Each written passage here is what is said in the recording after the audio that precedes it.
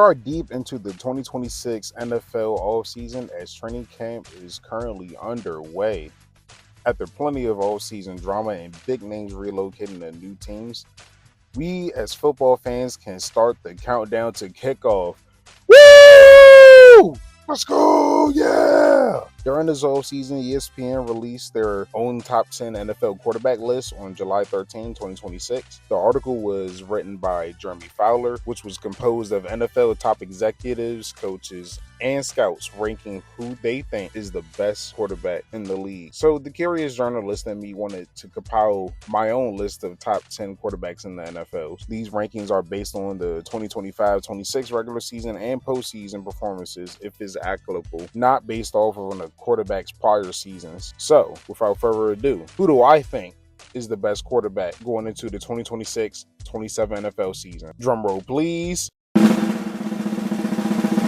At number 10, I have Trevor Lawrence. Trevor Lawrence finally broke out into the superstar level quarterback we all expected him to be since he was drafted. We've seen glimpses of Lawrence, specifically his second year where he passed for 4,000 passing yards. We've seen that the pairing of Trevor Lawrence and the Jaguars head coach Liam Cohen proved to be a match made in heaven. Lawrence achieved a career high in passing touchdowns with 29. He led the Jaguars to a divisional championship with a 13-4 record, his second playoff appearance in the 2020s, and he went band for band with a former league MVP and Josh Allen in the playoffs. I'm looking forward to see if he can continue the upward trend of his elite quarterback play. At number 9, I have Sam Darnold. Super Bowl champion Sam Darnold has proven to the NFL that he is an elite quarterback. He's coming off back-to-back 4,000 passing yards season for two different teams. We all know how his time went in Minnesota, and then he goes in free agency. The Vikings didn't want to re-sign him, so he went to Seattle. Puts up the most efficient numbers I have seen in recent playoff history, and he leads Seattle to the Super Bowl. Why shouldn't he be considered a top 10 quarterback going into the new season?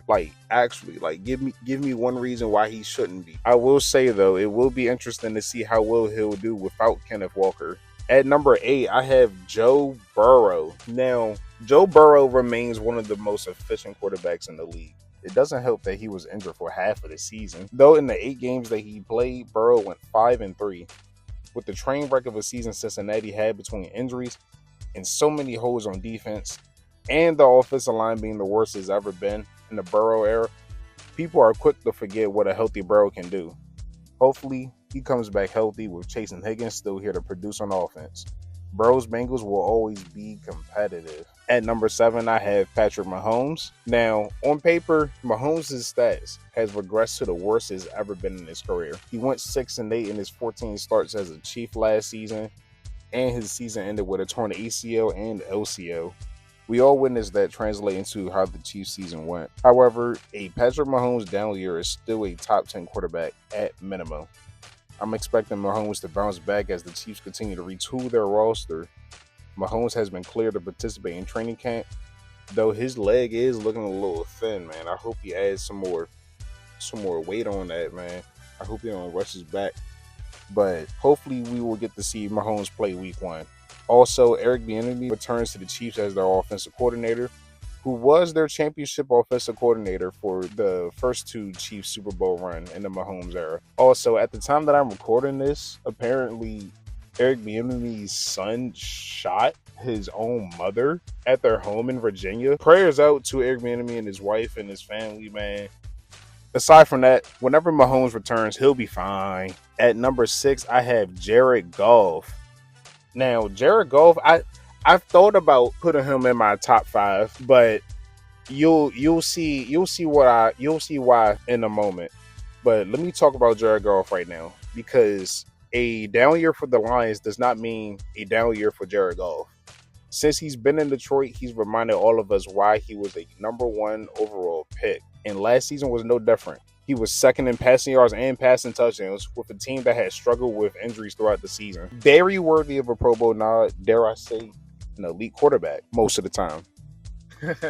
Now we getting into the meats and the potatoes. We getting into the nitty gritty. We're getting into the top 5 quarterbacks. And who I have at 5 is Dak Prescott. You what? Yeah, I know. I know, I know. Please put y'all pitchforks down. Please, let me explain. Because Dak Prescott, I believe, is a top 5 quarterback in the NFL currently. And if you think that's crazy for me to say that, you're either a Dak hater, a Cowboys hater, or both. The reason why they weren't a playoff team is because of how inconsistent the defense was last year. Prescott led the Cowboys to a top 3 offense with Lamb and Pickens as his go-to weapons. He was 3rd in passing yards in the NFL last season. He was 4th in passing touchdowns with 30. You throw for 4,500 yards, you minimize your turnover with only 10 interceptions.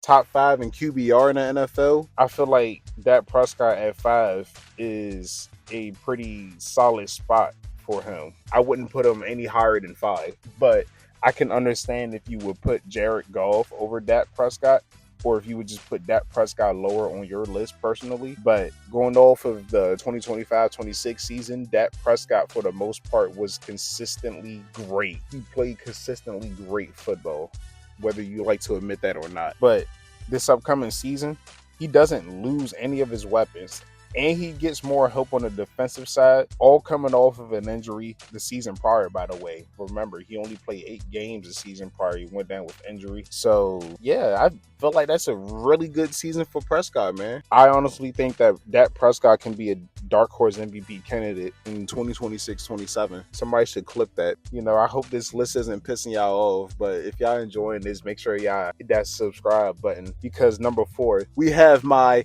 glorious king, Drake May, at number 4. Now, before y'all get all mad about how high I have Drake May, just hear me out, please. Hear me out. If May would have played a tiny bit better, just a tiny bit better in the playoffs, we'd be talking about May as the best quarterback in the league. But that's not the case now, right? However, May had one of the greatest sophomore seasons by a quarterback in NFL history. He was by far the most efficient ball thrower in 2025. He was 2 votes away from winning MVP and led the Patriots to a Super Bowl appearance for the first time since 2019. However, May must prove this year that last season wasn't a fluke by being able to close out games with his abilities, and especially against tougher competition at that. But he can do that with the addition of A.J. Brown and Romeo Doubs as his new playmakers. Hopefully his offensive line issues is fixed, because between the regular season and the postseason, May was sacked a total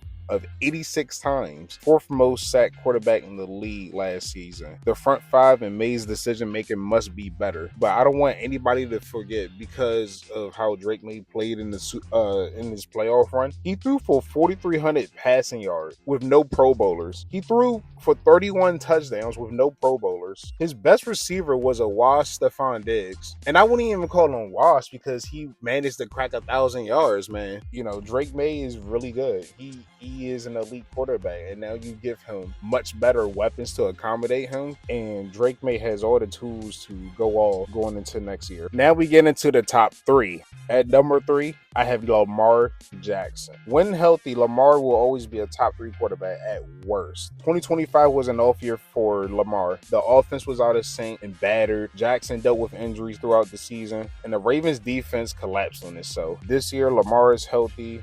They fired John Harbaugh. They have new weapons. And mind you, Lamar only played 13 games last season, yet he had a similar passing touchdown output to quarterbacks like Josh Allen. And he was top 10 in QBR. People must stop disrespecting Lamar like he didn't almost single-handedly carry the Ravens to the playoffs, but unfortunately he had to play against Steelers double magic. But that team wasn't going to go far in the playoffs either way. Hopefully this year, the Ravens is back and better and healthier. You still have Derrick Henry and Zay Flowers as your elite playmakers. Zay is coming off of a Pro Bowl year. You know, Derrick Henry is still Derrick Henry, but Lamar will always be Lamar. And let's not forget that, all right? At number 2, I can't believe I said all of that, and then I put this guy right here. At number 2, I have Josh Allen. It's time to throw out the Patriots bias aside. This man is literally the Buffalo Bills. They win and lose games behind his talents and playmaking abilities. For example, the 2026 AFC divisional game versus Denver. I feel like that is like the most perfect game. Either that or the Chiefs Bills 13-second fourth quarter game where the Chiefs was just going crazy, bro. They scored in 13 seconds. Y'all know what I'm talking about? Yeah. I feel like those two games are like the perfect games to describe Josh Allen. If you were to ask me what kind of a player is Josh Allen, I would just show you clips of those two games and those highlights and how he played. Because in that Denver game, in the divisional round, Allen literally fumbled and threw the game away with 4 turnovers. 2 fumbles and 2 interceptions. And he made a lot of plays where it just make you go like, come on. Like, just make you scratch your head and just throw your TV out the window. I can't imagine being a Bills fan. However, that shouldn't take away the fact that Allen is one of the few quarterbacks who will always make his team a threat. We'll see what his numbers looking like as DJ Moore is his new receiver 1 and Joe Brady is the new head coach for Buffalo. But I feel like as long as Allen is playing and he's healthy, he will always be a top 3 quarterback, and he will always remind everybody why he won MVP. Even though Lamar Jackson should have won. Anywho, number 1 is Matthew Stafford. He's the MVP. Like, that's it. Like, that's it. But nah, seriously though, the ageless wonder himself won the NFL's Most Valuable Player award and was by far the best quarterback last season. He was first in passing yards and passing touchdowns by a long shot too. I'm not gonna lie. With elite weapons such as future Hall of Famer Devontae Adams and running back Kyron Williams on my offense, this upcoming season Stafford has the same offense, while on the defensive side, the Rams added Myles Garrett, who was coming off of his best year, and Trent McDuffie with the best coach in the game and Sean McVay leading the way. All Stafford got to do is just stay consistent and stay healthy. And right now, Stafford has solidified himself as a future Hall of Famer, and he will go into this season as the best quarterback in the NFL with no signs of slowing down. That is my top 10, but I do have quarterbacks that I at least considered putting in my top 10. We call them the on-the-radar quarterbacks, such as Justin Herbert. You know, I had to sit and think about this list for a minute, because I originally had Justin Herbert in my top 10. I had him like at the highest 8. But then I sat down and I thought about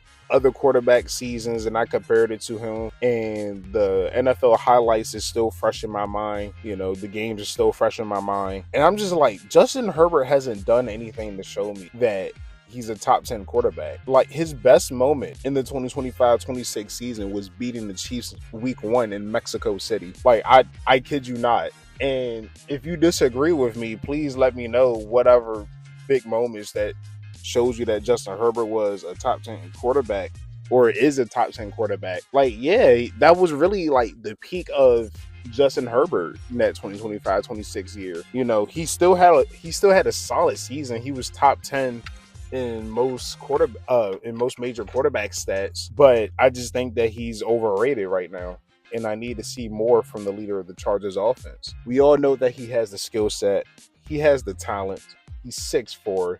We hear about it all the time. We hear about his amazing deep ball accuracy. He's one of the best throwers in the game. But when it really matters most, do you trust Justin Herbert to pull one through for you? No.